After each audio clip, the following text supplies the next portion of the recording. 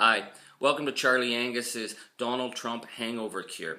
If you're like me, I've been feeling very dazed and malaised since the election, but I've got a couple cups of coffee in me, and I'd like to just talk about a plan going forward. So I don't think this was so much a victory for Trump. It was a defeat for the progressive political class that didn't seem to know how to talk to talk with, and talk for people who felt they were being written off the political map of the nation.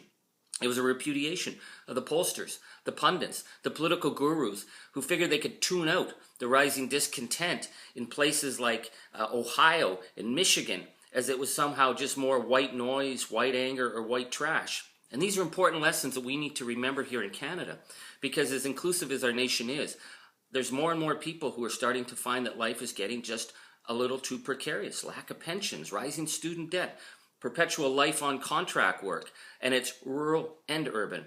It's working and middle class. It's millennials and boomers.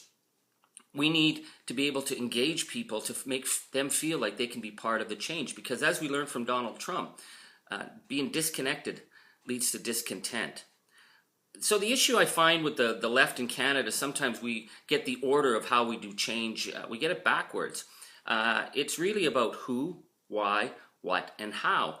The left, we often obsess about the what policies that we have that are more progressive than the other guys, what 4-point or 6-point manifesto will do the breakthrough, what language we use that shows that we're more progressive than the others.